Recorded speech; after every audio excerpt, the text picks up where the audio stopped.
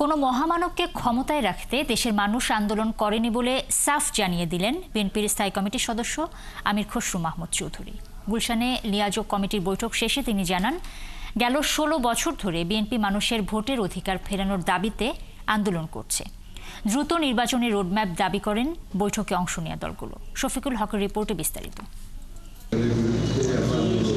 নির্বাচনের সুনির্দিষ্ট রোডম্যাপ চেয়েছিল বিএনপি, তবে সেই রোডম্যাপ এখনও ঘোষণা করা হয়নি। ফলে ভবিষ্যতের করণীয় ঠিক করতে গেল ১৫ বছরের যুগপৎ আন্দোলনের শরিকদের সঙ্গে ধারাবাহিক বৈঠক শুরু করেছে বিএনপির লিয়াজোগ কমিটি। সোমবার বিকেলে গুলশানে চেয়ারপারসনের রাজনৈতিক কার্যালয়ে এক বৈঠক শেষে নির্বাচন নিয়ে নিজেদের মতামত জানায় ৩ দলের প্রতিনিধিরা। সবার বক্তব্যে উঠে আসে দ্রুত নির্বাচনের রোডম্যাপের প্রত্যাশা। ডিসেম্বরের মধ্যে যদি নির্বাচন করতে হয়, আগামী মাসের মধ্যে নির্বাচনী রোডম্যাপ এই সরকারের থেকে আমরা চাচ্ছি। অন্তর্বর্তীকালীন সরকার আমাদের জন্য নির্বাচন দিয়ে আমাদের দেশটিকে সুষ্ঠুভাবে আবার পরিচালনা করার সুযোগ করে দেন। দেশটা জনগণের দ্বারা নির্বাচিত সরকারের হাতে চলবে। ডিসেম্বর থেকে জুনের মধ্যে নির্বাচনের যে সময়সীমা ঘোষণা করেছেন প্রধান উপদেষ্টা, সেটি পুনর্বিবেচনা করা হতে পারে বলে মনে করেন বিএনপি নেতা আমির খসরু মাহমুদ চৌধুরী। জানান, ফ্যাসিস্টদের বিরুদ্ধে আন্দোলনের কারণই ছিল ভোট ও নাগরিকদের অধিকার ফেরানো। ১৬ বছরের যুদ্ধটা ছিল গণতন্ত্রের জন্য, বাংলাদেশের গণতান্ত্রিক অর্ডার ফিরিয়ে আনার জন্য, জনগণের ভোটাধিকার ফিরিয়ে আনার জন্য, জনগণের মালিকানা ফিরিয়ে আনার জন্য। যেই সরকার জনগণের ভোটে নির্বাচিত হবে তারা জনগণের কাছে দায়বদ্ধ থাকবে, জবাবদিহি থাকবে। সেটা যেই সরকারই হোক, কোনো মহামানবকে বাংলাদেশের দায়িত্ব দেওয়ার জন্য বাংলাদেশের মানুষ নির্বাচনে বাংলাদেশের মানুষ আন্দোলন সংগ্রাম করে নাই, ত্যাগ স্বীকার করে নাই। আর কোনো মহামানব কোনো দেশের গণতন্ত্রের সমাধান দেবে, তার জন্য বাংলাদেশের জনগণকে অপেক্ষা করতে হবে, এটা বিশ্বাস করার কোনো কারণ নেই। কোনো বিশেষ গোষ্ঠী বা সুবিধাভোগী যদি গণতন্ত্রের বিরুদ্ধাচরণ করে, সেটি সুখকর হবে না বলেও মন্তব্য করেন এই বিএনপি নেতা। যারা গণতন্ত্রকে সংস্কারের মুখোমুখি করছে অথবা কোনো বিশেষ সুযোগ সুবিধাভোগীদের বিরুদ্ধাচরণ করছে, মুখোমুখি করছে, এটা তো কারো তো বুঝতে কষ্ট হওয়ার কোনো কারণ নাই। শফিকুল হক, ৭১, ঢাকা। বৈষম্য বিরোধী ছাত্র জনতার আন্দোলনের সময় নারায়ণগঞ্জের সিদ্ধিরগঞ্জের মাদ্রাসা ছাত্র হাফেজ সোলাইমান হত্যা মামলায় সাবেক আইনমন্ত্রী আনিসুল হকের 4 দিনের রিমান্ড মঞ্জুর করেছে আদালত। বিকেলে সিনিয়র জুডিশিয়াল ম্যাজিস্ট্রেট মাইনুদ্দিন কাদিরের আদালতে তাকে হাজির করে 7 দিনের রিমান্ড আবেদন করে তদন্তকারী সংস্থা সিআইডি। শুনানি শেষে আদালত আনিসুল হককে জিজ্ঞাসাবাদের জন্য 4 দিনের রিমান্ড মঞ্জুর করেন। এর আগে কড়া নিরাপত্তায় তাকে ঢাকা কেন্দ্রীয় কারাগার থেকে নারায়ণগঞ্জের আদালতে আনা হয়। তবে শুনানি শেষে আদালত থেকে বের হওয়ার সময় তাকে হেনস্থা করে আইনজীবীদের একাংশ। পরে পুলিশি নিরাপত্তায় তাকে কারাগারে পাঠানো হয়।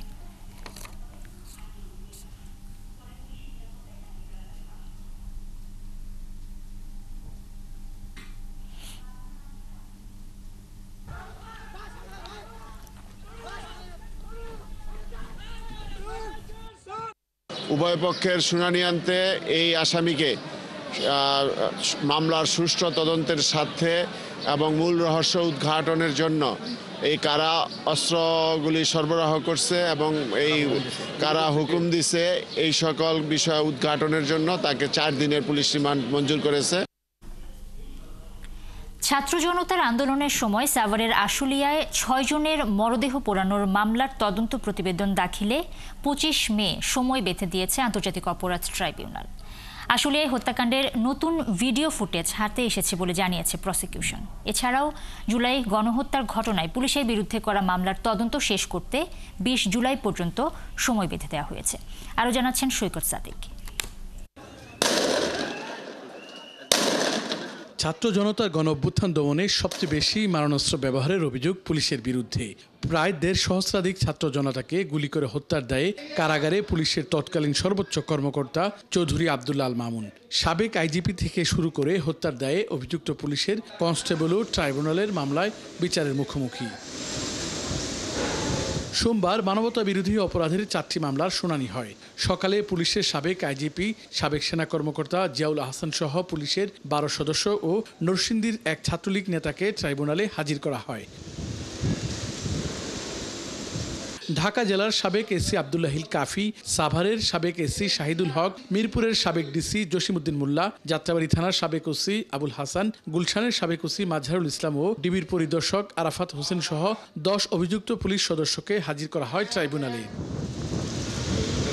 বেলা 11:30টায় শুরু হয় সাবেক আইজিপি সহ অভিযুক্ত পুলিশের বিরুদ্ধে দায়ের করা মামলার শুনানি। প্রসিকিউশনের আবেদনের প্রেক্ষিতে মামলার তদন্ত শেষ করতে আরও 3 মাস সময় দেন বিচারপতি গোলাম মুর্তুজা মজুমদারের নেতৃত্বাধীন ট্রাইব্যুনাল। এরপর আশুলিয়ার 6 জনের মরদেহ পোড়ানোর মামলার তদন্ত শেষ করতে আরও 1 মাস সময় দেয় ট্রাইব্যুনাল। প্রসিকিউটর মিজানুল ইসলাম বলেন, আশুলিয়ায় মরদেহ পোড়ানোর ঘটনার নতুন ভিডিও পেয়েছে ট্রাইব্যুনাল। এই মামলার তদন্ত রিপোর্ট দাখিলের শেষ পর্যায়ে আমরা দেখতে পেলাম যে যারাকে পোড়ানো হয়েছে তাদের হত্যার ভিডিওটা আমাদের সামনে আসছে।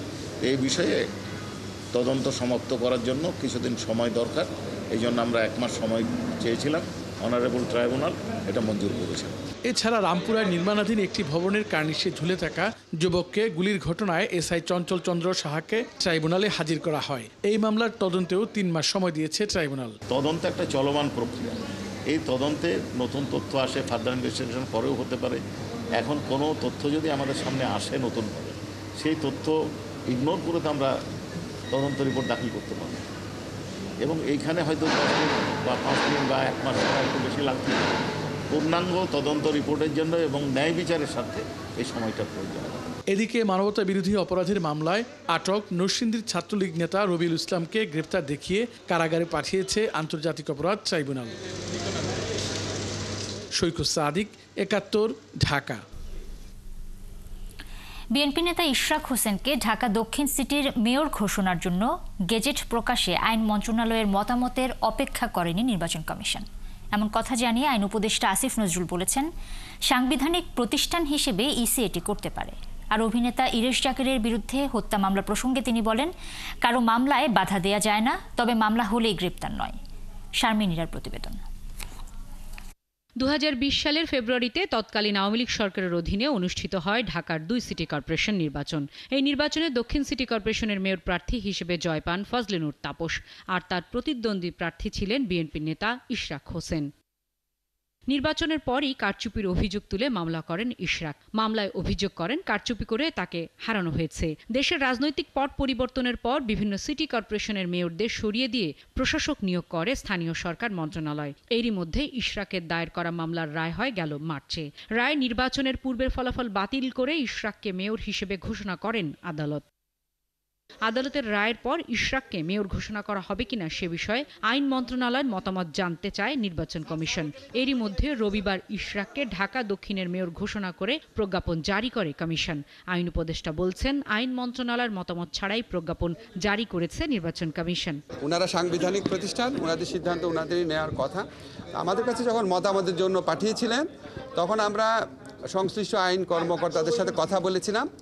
কথা বলে আমরা যেটা যেতেছিলাম যে নির্বাচনী যে প্লেইন্ট আছে সেই প্লেইন্ট নাকি পরিবর্তন করা যায় না, কারণ এটা হাইকোর্টের রায় আছে, এটা নাকি কোয়াসি সিভিল ম্যাটারে প্লেইন্ট পরিবর্তন করা যায় না। তো ইশরাক সাহেব বোধহয় আপনার পরে প্লেইন্ট পরিবর্তন করেছিলেন, সেই জন্য আমরা একটু দ্বিধান্বিত ছিলাম যে এটা আসলে গেজেট নোটিফিকেশন হবে নাকি এটাকে আপিল করতে হবে। ছাত্র জনতার গণ অভ্যুত্থানের 9 মাস পর অভিনেতা ইরেশ জাকেরের বিরুদ্ধে হত্যা মামলা দায়ের করা নিয়েও ব্যাখ্যা দেন আইন উপদেষ্টা। এত বেশি লোককে আপনার আসামি করা হয়, এত মামলা করা হয়, আমাদের জন্য কাজটা ডিফিকাল্ট হয়ে যায়। কিন্তু আমরা কিন্তু মামলা করতে কাউকে বাধা দিতে পারি না। কিন্তু মামলা হওয়ার পর আপনারা খেয়াল করে দেখেছেন, স্বরাষ্ট্র মন্ত্রণালয় থেকে বারবার বলা হয়েছে যে অভিযোগের কোনো বস্তুনিষ্ঠতা পাওয়া না গেলে কাউকে যেন গ্রেফতার না করা হয়। সচিবালয় সংস্কৃতি উপদেষ্টা মোস্তফা সরোয়ার ফারুকীও ইরেশের মামলার বিষয়ে কথা বলেন। আমি জানি জুলাইয়ের আন্দোলনে উনি জড়িত ছিলেন, ফলে এটা ডিপলি ট্রাবলিং অ্যান্ড ডিপলি ডিস্টার্বিং। কিন্তু আবার বলছি, এটা মামলা করেছে একজন লোক, এটা রাষ্ট্রের পক্ষের মামলা না। পুলিশ এটা সঠিক তদন্ত করবে এবং তদন্ত করে যেটা সত্য সেটার পক্ষে থাকবে এবং যেটা মিথ্যা সেটাকে বাতিল করে দেবে। এদিকে নাম বদলের ফলে আনন্দ শোভাযাত্রার স্বীকৃতি ধরে রাখতে ঢাকা বিশ্ববিদ্যালয় কর্তৃপক্ষ জাতিসংঘের শিক্ষা ও সংস্কৃতি বিষয়ক সংস্থা ইউনেস্কোর কাছে আবেদন করবে বলেও জানান সংস্কৃতি উপদেষ্টা। রাষ্ট্র যদি এই শারমিনীরা, 71, ঢাকা। 5 আগস্টের পরের মামলায় নিরীহ কাউকে গ্রেফতার না করতে নির্দেশনা দেওয়া হয়েছে বলে জানালেন পুলিশের মহাপরিদর্শক বাহারুল আলম। পুলিশ সপ্তাহ উপলক্ষে ফরেন সার্ভিস একাডেমিতে আয়োজিত প্রেস ব্রিফিংয়ে এই কথা বলেন তিনি। হয়রানির উদ্দেশ্যে করা মামলা থেকে বাঁচতে বাদীর পেছনে কোনো টাকা না ঢালার পরামর্শও দেন আইজিপি। এদিকে ৮ মাস চলে গেলেও মামলাগুলোর তদন্ত শেষ না হওয়া নিয়ে প্রশ্নের জবাবে তিনি জানান, তদন্তে তাড়াহুড়া করলে ন্যায় বিচার বিঘ্নিত হবে। আরও জানাচ্ছেন নাদিয়া শারমিন। আগামীকাল বাংলাদেশ পুলিশ সপ্তাহ শুরু হচ্ছে। বিকেলে ফরেন সার্ভিস একাডেমিতে প্রেস ব্রিফিংয়ে পুলিশ মহাপরিদর্শক জানান, আড়ম্বর নয়, এবার কার্যকর পুলিশ সপ্তাহ পালন করতে চান তারা। ৫ আগস্টের আগে ও পরে পুলিশের যারা সাহসিকতা দেখিয়েছেন, সেবা দিয়েছেন, তাদের পুরস্কৃত করা হবে বলেও জানান তিনি। সাংবাদিকদের প্রশ্নের জবাবে জানান, ৫ আগস্টের পরে যারা দেশ ছেড়ে পালিয়েছে তাদের ফেরাতে ইন্টারপোলের সাহায্য নেওয়া হতে পারে। তবে গণ অভ্যুত্থানে কতজন গুলির নির্দেশ দিয়েছিল, কার ভূমিকা কি ছিল, তা তদন্ত শেষেই জানা যাবে। মামলা তো প্রায় আমাদের ১৫০০, এর মধ্যে আমার হত্যা মামলাই আছে প্রায় ৬০০। তদন্ত শেষ হলে হয়তো ফাইনালি গিয়ে আমরা বলতে পারবো এতজন লোক গুলি করেছিলেন, এতজন লোক এই কাজে নিরত ছিলেন, এতজন লোক, মানে পুরো প্রক্রিয়াটা শেষ না হলে আমরা আসলে এটা বলতে পারছি না। ৫ আগস্টের পর মামলায় জড়িয়ে অনেক নিরীহ মানুষকে হয়রানির চেষ্টা করা হচ্ছে স্বীকার করে তিনি জানান, আসলে আইনি কারণে তারা মামলাগুলো নিতে বাধ্য হচ্ছেন। অসৎ উদ্দেশ্যে মানুষের কাছ থেকে অর্থ আদায়ের জন্য, হ্যারাস করার জন্য, ভয় দেখানোর জন্য অপরাধটা হয়তো করেছেন ৫ জন কি ১০ জন, ওখানে আরও ৩০০ লোকের নাম দিয়ে মামলা দায়ের হচ্ছে। এবং গতকালও একটা হয়েছে। নিরীহ লোককে যেন হয়রানি করা না হয়, তদন্তে শুধুমাত্র যার বিরুদ্ধে দায় ভাগ পাওয়া যাবে তার বেলাতেই আমরা ওয়ারেন্ট অফ অ্যারেস্ট চাইব, তাকেই আমরা শুধু গ্রেফতারের কার্যক্রম করব। যারা ভুয়া মামলা নিয়ে বাণিজ্য করছে, তদন্তে প্রমাণ মিললে তাদের বিরুদ্ধে ব্যবস্থা নেওয়া হবে বলে জানান তিনি। বাদীর বিরুদ্ধে আমরা কিন্তু অভিযোগ দাখিল করতে পারি এই কোর্টের কাছে যে উনি মিথ্যা তথ্য দিয়েছেন। অনেক বাদী আছে তাদের কাছ থেকে নানান সুবিধা আদায় করছে। প্রতারিত হয়ে কেউ গিয়ে কাউকে টাকা পয়সা দিবেন না। ৮ মাস পরও মামলাগুলোর তদন্ত শেষ না হওয়া প্রসঙ্গে তিনি জানান, তাড়াহুড়ো করতে গেলে ন্যায় বিচার বিঘ্নিত হবে। ১ মাসের মধ্যে করে ফেলেন, এইটা করতে গেলে আসলে আলটিমেটলি আমরা ন্যায় বিচার নিশ্চিত করতে পারবো না। দেশে কোনো জঙ্গি নেই এমন নিশ্চয়তা না দিলেও তাদের মোকাবেলার সক্ষমতা আছে বলেও জানান আইজিবি। টোটালি কোনো জঙ্গি নেই এরকম তো কেউ নিশ্চয়তা কখনো দিতে পারে না। জেএমবি এসবের ইতিহাস তো জানি, অন্তত এই নেটওয়ার্কটা মোকাবেলা করার মতন সক্ষমতা আমাদের আছে। তবে পুলিশ বিভাগকে পরিচালনার জন্য স্বতন্ত্র করার দাবি থাকলেও পুলিশ সংস্কার কমিশনে তার কোনো উল্লেখ না থাকায় কিছুটা হতাশা জানান আইজিপি। এখনো অপেক্ষা করে আছি আসলে। নাদিয়া শারমিন, ৭১, ঢাকা। লাইসেন্স পেল স্টারলিংক। মার্কিন এনজিএসও সেবাদাতা স্টারলিংকের লাইসেন্স অনুমোদন করেছেন প্রধান উপদেষ্টা ডক্টর মোহাম্মদ ইউনূস। সোমবার তিনি এই লাইসেন্স অনুমোদন করেন। শ্রীলঙ্কার পরে দক্ষিণ এশিয়ার দ্বিতীয় দেশ হিসেবে বাংলাদেশে বৈশ্বিক এই স্যাটেলাইট ইন্টারনেট সেবাদাতা প্রতিষ্ঠান যাত্রা শুরু হলো। একই সাথে স্যাটেলাইট ইন্টারনেট যুগে প্রবেশ করতে আরও এক ধাপ এগুলো বাংলাদেশ। আরও জানাচ্ছেন Rakib Hasan. What they're trying to do now is completely delete the non-profit. গেল ২৫ March non geostationary orbit satellite service operator in Bangladesh শীর্ষক লাইসেন্সিং গাইডলাইন জারি করে বাংলাদেশ টেলিযোগাযোগ নিয়ন্ত্রণ কমিশন। সেই গাইডলাইনের আওতায় স্টারলিংক সার্ভিস বাংলাদেশ লাইসেন্স পাওয়ার জন্য ফি এবং প্রয়োজনীয় কাগজপত্র সহ বিটিআরসিতে আবেদন করে। গেল ২১ এপ্রিল বিটিআরসি ২৯৪তম কমিশন সভায় এই প্রতিষ্ঠানটিকে লাইসেন্স দেওয়ার বিষয়ে সিদ্ধান্ত হয়। প্রধান উপদেষ্টা বিশেষ সহকারী ফয়েজ আহমেদ তৈয়ব বলেন, স্টারলিংকের সেবাগুলোর মধ্যে একটা প্রাথমিক সেবা হচ্ছে নিরবচ্ছিন্ন উচ্চ গতির ইন্টারনেট, যেখানে লোডশেডিংয়ের সাথে ইন্টারনেট বন্ধ হয়ে যাবে না। এমনকি লম্বা সময় ধরে লোডশেডিংয়ে মোবাইল টাওয়ারের ব্যাটারি ব্যাকআপ শেষ হয়ে গেলেও মোবাইল ইন্টারনেটের মতো বিঘ্ন হবে না। এছাড়াও বাংলাদেশের হাওড় বাওড় দ্বীপাঞ্চলে দুর্গম পার্বত্য এলাকায়, বিশেষভাবে উপকূলীয় দুর্যোগপ্রবণ এলাকায় নিরবচ্ছিন্ন এবং মানসম্পন্ন ইন্টারনেট সেবা পৌঁছে দেওয়া যাবে। স্টারলিংকের সার্ভিসের ফলে কমিউনিকেশন ইন্ডাস্ট্রিতে ডিরেগুলেশনেরও সূচনা হবে। প্রতিযোগিতা বাড়বে, পাশাপাশি শহর কিংবা গ্রাম ভেদে নিরবচ্ছিন্ন এবং মানসম্পন্ন উচ্চ গতির ইন্টারনেট পাওয়া যাবে।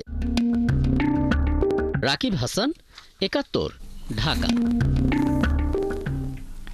দেশের বিভিন্ন স্থানে গত ২৪ ঘন্টায় বজ্রপাতে অন্তত ১২ জনের মৃত্যু হয়েছে। এর মধ্যে কুমিল্লার মুরাদনগর ও বরুড়া উপজেলায় ৪ জন এবং কিশোরগঞ্জের অষ্টগ্রাম এবং মিঠামইনে ৩ জন মারা গেছেন। এসব জায়গায় আহত হয়েছেন আরও অন্তত ৩ জন। সহকর্মীদের তথ্য ও ছবিতে প্রতিবেদন। সোমবার দুপুর 12টার দিকে কুমিল্লার মুরাদনগরে কোরবানপুর পূর্বপাড়ার একটি মাঠে কৃষক নিখিল দেবনাথ ও জুয়েল ভুইয়া পাশাপাশি জমিতে ধান কাটছিলেন। এ সময় বজ্রপাত শুরু হলে ঘটনাস্থলেই দুজনের মৃত্যু হয়। এ সময় আহত হন আরেক কৃষক নাজির। একই সময় খোসবাসী ইউনিয়নের পয়েলগাছা গ্রামের কয়েকজন শিশু মাঠে ঘুরে ওড়াচ্ছিল। এ সময় হঠাৎ বজ্রপাত হলে ফাহাদ, জিহাদ ও আবু সুফিয়ান নামে 3 জন মারাত্মকভাবে আহত হয়। পরে হাসপাতালে নিলে ফাহাদ ও জিহাদকে মৃত ঘোষণা করেন চিকিৎসক। এদিকে হাওরে ধান কাটতে গিয়ে কিশোরগঞ্জের হালালপুর গ্রামে ইন্দ্রজিৎ দাস নামে একজন মারা গেছেন। এছাড়া রানীগঞ্জ গ্রামে ধানের খড় ঢাকতে গিয়ে ফুলেছা বেগম এবং খয়েরপুর হাওরে মাছ ধরতে গিয়ে স্বাধীন মিয়া নামে এক যুবক মারা গেছেন। সুনামগঞ্জের বুড়িগাঙ্গাল হাওরে সকালে গরুকে ঘাস খাওয়াতে নিয়ে যান কলেজ শিক্ষার্থী রিমন তালুকদার। এই সময় বৃষ্টির সঙ্গে বজ্রপাত শুরু হলে ঘটনাস্থলেই তার মৃত্যু হয়। অন্যদিকে জমি থেকে খড় আনতে গিয়ে বজ্রপাতে নিহত হয়েছেন বিশিখা সরকার। নেত্রকোনার মদনে মাদ্রাসায় যাওয়ার পথে বজ্রপাতে আরাফাত মিয়া নামের এক কিশোরের মৃত্যু হয়েছে। এর আগে রবিবার রাতে বজ্রপাতে মারা যান মাদ্রাসার শিক্ষক দিদারুল। আব্দুল্লাল মামুন, ৭১। সাভারে শুরু হয়েছে স্পটে কর নির্ধারণ কার্যক্রম। সরকারের রাজস্ব আয় বাড়াতে এবং করদাতাদের জন্য কর প্রদান প্রক্রিয়া সহজ করতে এই উদ্যোগ নেওয়া হয়েছে। এদিকে হাতের নাগালে সেবা পেয়ে উৎসাহিত নতুন করদাতারা। এই আয়োজনের মাধ্যমে করদাতার সংখ্যা বাড়ানোর আশা করছেন সংশ্লিষ্টরা। রায়ান বিন আমিনের তথ্য, ছবিতে প্রতিবেদন। করদাতার সংখ্যা বাড়াতে ও রাজস্ব আদায়কে আরও গতিশীল করতে মাঠ পর্যায়ে সরাসরি কাজ করছে আয়কর বিভাগ। কর অফিসে এসে ঝামেলা পোহানোর পরিবর্তে এবার জনগণের দ্বার প্রান্তে সেবা পৌঁছে দিচ্ছে সংস্থাটি। সোমবার ঢাকার কর অঞ্চল 12 এর উদ্যোগে কর জাল বৃদ্ধির লক্ষ্যে সাভার সিটি সেন্টারে স্পটে কর নির্ধারণ ও রিটার্ন দাখিল কার্যক্রম শুরু হয়। দিনব্যাপী চলে এই কার্যক্রম।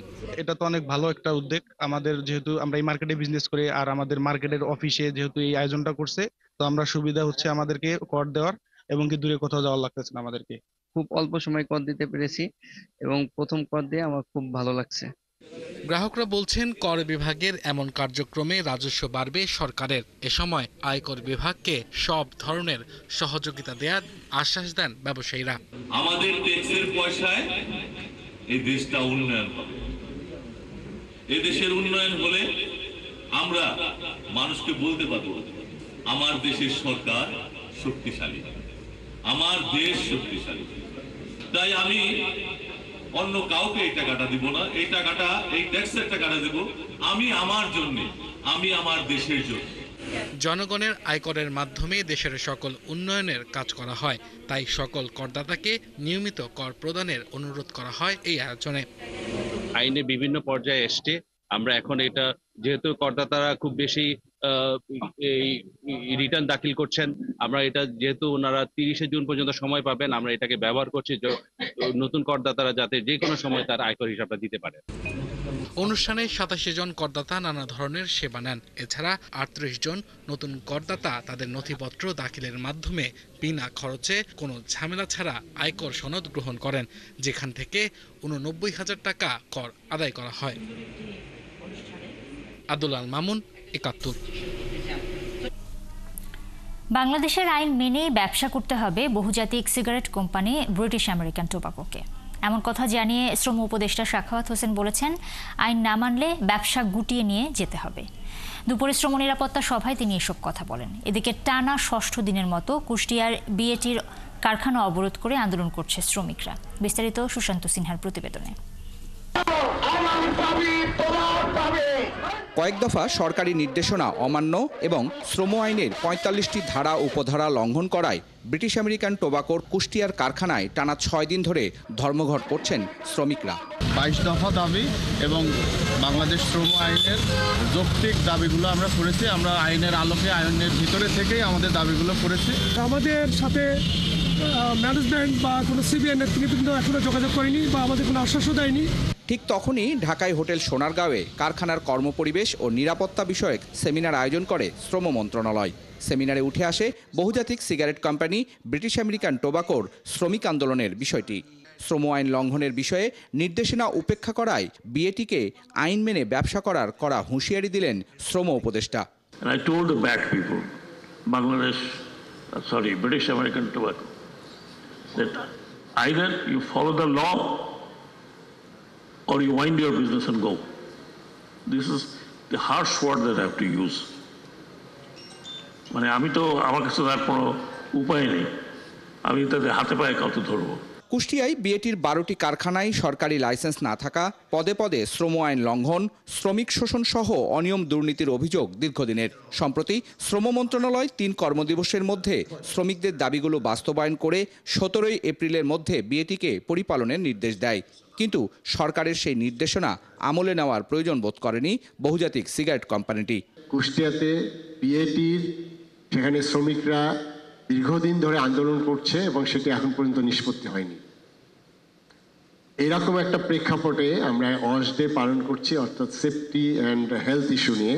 সূত্র বলছে, শ্রম আইন লঙ্ঘনের কারণে বিএটির ব্যবস্থাপনা পরিচালক সহ ঊর্ধ্বতন কর্মকর্তাদের বিরুদ্ধে মামলার প্রস্তুতি নিতে শুরু করেছে কুষ্টিয়ার কলকারখানা ও প্রতিষ্ঠান অধিদপ্তর। সুশান্ত সিনহা, একাত্তর, ঢাকা। জম্মু ও কাশ্মীরের পেহেলগামে সাম্প্রতিক সন্ত্রাসী হামলার পর ভারত ও পাকিস্তানের মধ্যে উত্তেজনা এখন চরমে। সেই উত্তেজনায় বাড়ছে সামরিক সংঘাতের আশঙ্কাও। এরই মধ্যে যুক্তরাষ্ট্রসহ বিভিন্ন দেশ উত্তেজনা নিরসন সহ সংকট সমাধানের আহ্বান জানিয়েছে। তবে বিভিন্ন গণমাধ্যমের প্রতিবেদনে বলা হয়েছে, ভারত এখন মূলত শান্তি আলোচনার জন্য নয়, বরং পাকিস্তানে হামলা করার জন্য প্রস্তুতি নিচ্ছে। আরও জানাচ্ছেন ঋতু সাহা। পেহেলগামে সন্ত্রাসী হামলার ঘটনায় পাকিস্তানের সাথে ভয়াবহ তিক্ততা শুরু হয়েছে ভারতের। সময়ের সাথে দুই দেশের পাল্টাপাল্টি পদক্ষেপ সামরিক সংঘাতে রূপ নিচ্ছে। এদিকে সংকট নিরসনে বিশ্বের বিভিন্ন দেশ দুই পক্ষকে আহ্বান জানালেও নয়াদিল্লি ইসলামাবাদের বিরুদ্ধে সামরিক পদক্ষেপের প্রস্তুতি নিচ্ছে।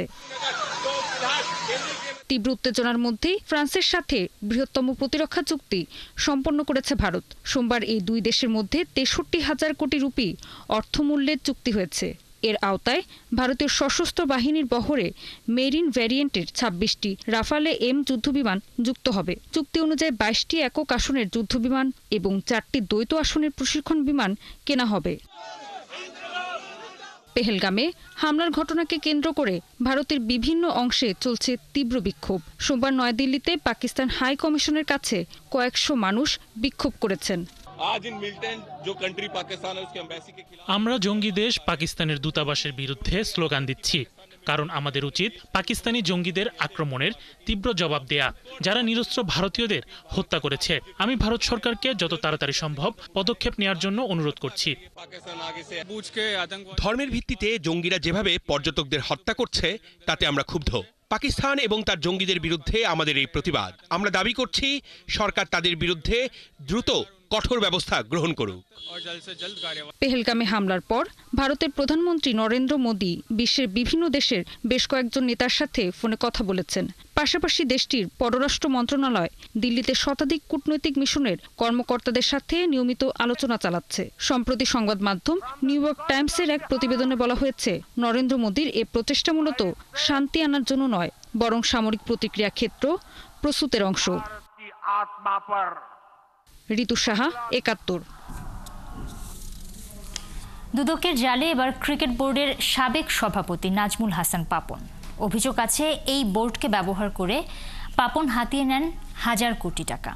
এ নিয়ে ওঠা অভিযোগ অনুসন্ধানে এবার মাঠে নেমেছে দুদক। অনুসন্ধান পর্যায়ে বিসিবির কাছে ক্রিকেট সংশ্লিষ্ট 27 ধরনের নথি চেয়ে চিঠি পাঠিয়েছে দুদক। এদিকে প্রায় 2,500 কোটি টাকা সন্দেহজনক ও অবৈধ সম্পদ অর্জনের অভিযোগে রাজশাহী 4 আসনের সাবেক এমপি এনামুল হক দম্পতির বিরুদ্ধে মামলা করেছে দুদক। জেমসন মাহবুবের প্রতিবেদন।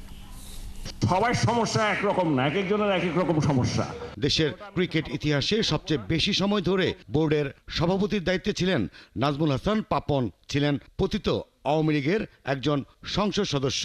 এক যুগের বেশি সময় ক্ষমতা থাকা পাপনের একচ্ছত্র নিয়ন্ত্রণ ছিল ক্রিকেট বোর্ডে। ক্রিকেট অনেক বেশি সময় নিয়ে নিচ্ছে, এই সমস্ত জায়গায় কিন্তু অনেক সময় দিতে হয়। অভিযোগ আছে ক্রিকেট বোর্ডকে ব্যবহার করে তিনি হাতিয়ে নিয়েছেন হাজার হাজার কোটি টাকা।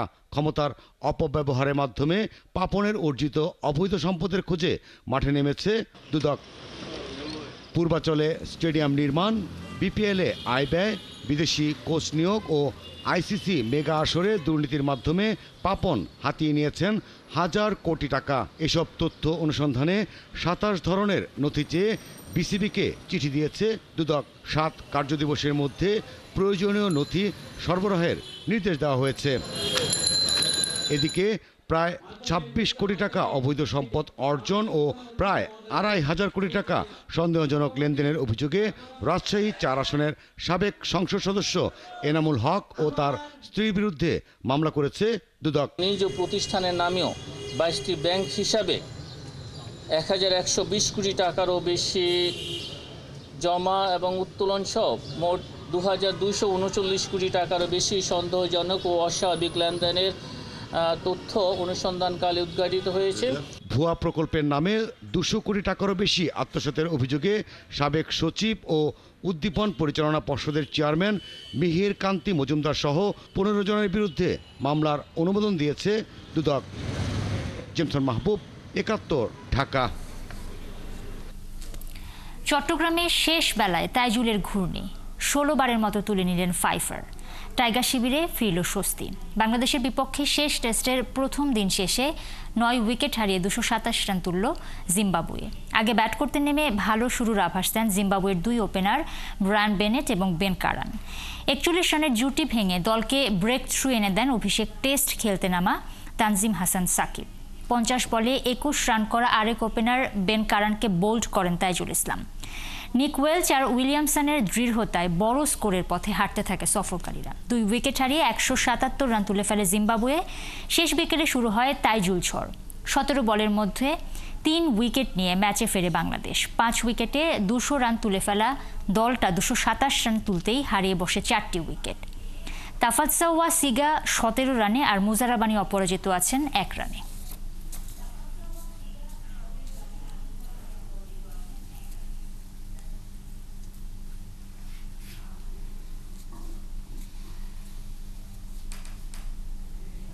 দর্শক, চলছে সংবাদ সংযোগ। সরাসরি সংবাদ অনুষ্ঠান দেখতে চোখ রাখুন একাত্তরের ফেসবুক পেজে এবং সাবস্ক্রাইব করুন একাত্তরের ইউটিউব চ্যানেল। সাথেই থাকুন একাত্তরের।